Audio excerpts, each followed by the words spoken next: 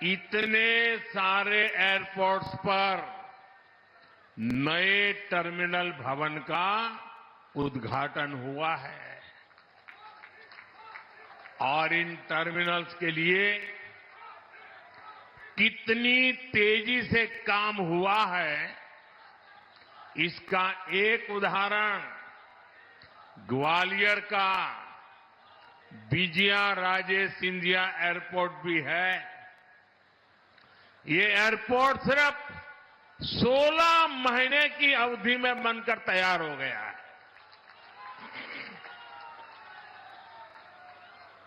आज कडप्पा, बेळगावी और हुबली ये 3 हवाई अड्डों पर नए टर्मिनल भवनों का शिलान्यास भी किया गया है।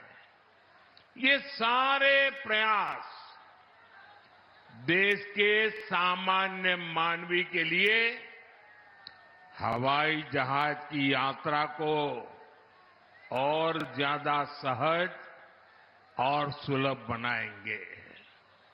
लेकिन साथियों, आप देखिए, पिछले कई दिनों से मेरे समय की मर्यादा के कारण मैं एक ही स्थान पर से देश के अनेकों प्रोजेक्ट का लोकार्पण कर रहा हूं।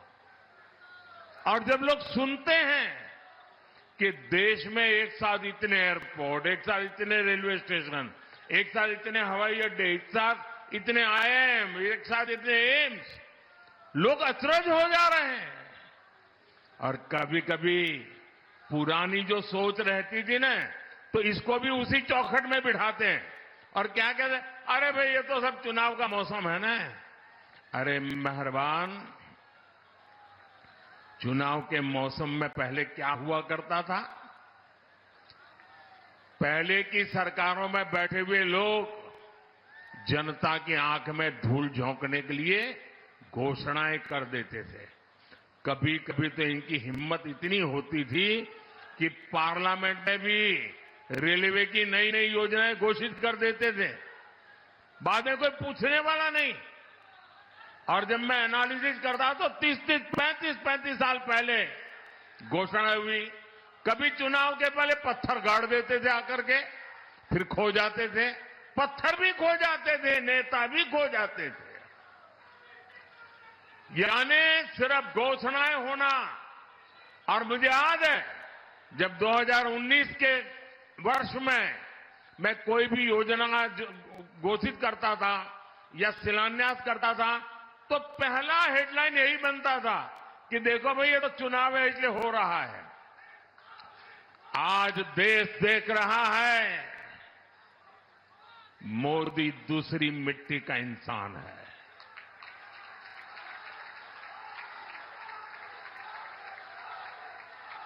उन्नीस में भी जो हमने शिलान्यास किए वो चुनाव के लिए नहीं किए थे।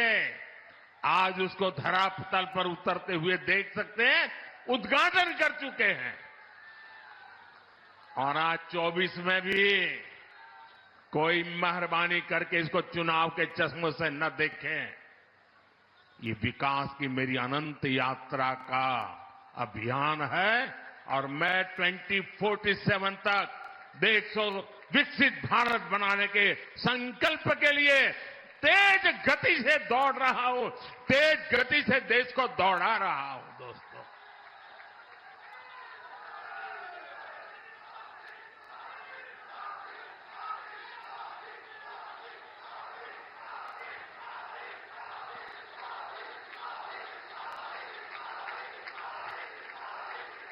आजमगढ़ का इतना प्यार, इतना स्नेह देश भर के लोग आज जुड़े हुए देख रहे हैं।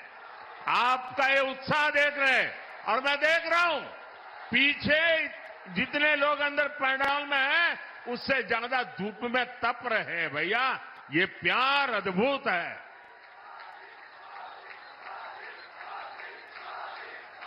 साथियों, एयरपोर्ट, हाईवे और रेलवे से जुड़े इंफ्रास्ट्रक्चर के साथ साथ पढ़ाई, पानी और पर्यावरण से जुड़े विकास कार्यों को भी यहां नई गति मिली है।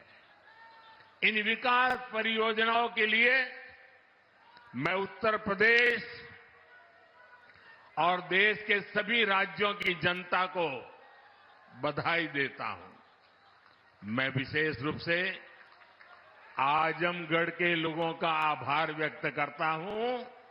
वो इतनी बड़ी संख्या में हमें आशीर्वाद देने आए हैं। और आजमगढ़ के मेरे भाई बहन, मोदी की एक और गारंटी सुन लीजिए। बताऊं? आजमगढ़ के मेरे प्यारे भाई बहन, मैं आपको एक और गारंटी देता हूं। सुनाऊं? आप बताएं तो बताऊं? देखिए, ये कल का आजमगढ़ अब वो गढ़ है, ये आजन्मगढ़ है। ये आजन्मगढ़ विकास का गढ़ रहेगा, आजन्म रहेगा। अनंत काल तक ये विकास का गढ़ बना रहेगा। ये मोदी की गारंटी है दोस्तों। साथियों, आज आजमगढ़ में एक नया इतिहास लिखा जा रहा है। यहां से लेकर विदेश तक जे भी आजमगढ़ का रहने वाला हो, सबके आज बहुत खुशी मिलत हुई।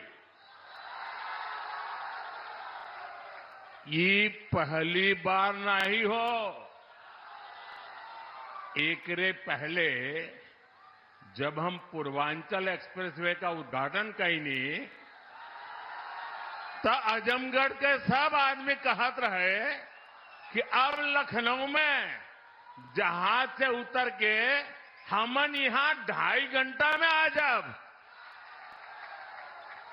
अब तक आजमगढ़ में आपन जहाज उतरे का ठिकाना हो गेल। एकरे अलावा मेडिकल कॉलेज और यूनिवर्सिटी बनने के कारण पढ़ाई और दवाई के इंतजाम के लिए भी बनारस जाए का जरूरत कम पड़ी।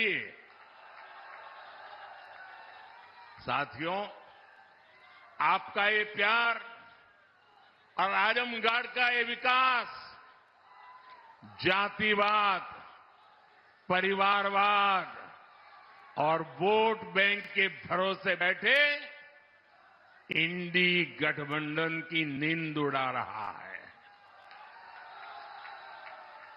पूर्वांचल ने दशकों तक जातिवाद और तुष्टीकरण की राजनीति देखी है, और पिछले 10 वर्षों में ये क्षेत्र विकास की राजनीति भी देख रहा है।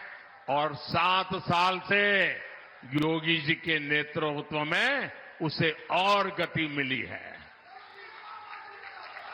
यहां के लोगों ने माफिया राज और कट्टरपंथ के खतरों को भी देखा है, और अब यहां की जनता कानून का राज भी देख रही है।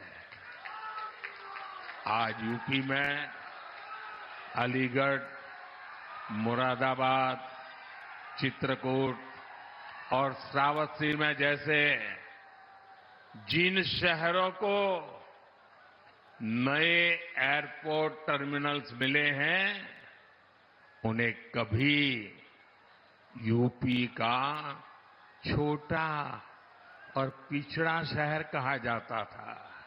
उनकी कोई पूछने वाला नहीं था। अब यहां भी हवाई सेवाएं शुरू हो रही हैं, क्योंकि इन शहरों में तेजी से विकास हो रहा है। यहां औद्योगिक गतिविधियों का विस्तार हो रहा है। जिस तरह हमारी सरकार जन कल्याण की योजनाओं को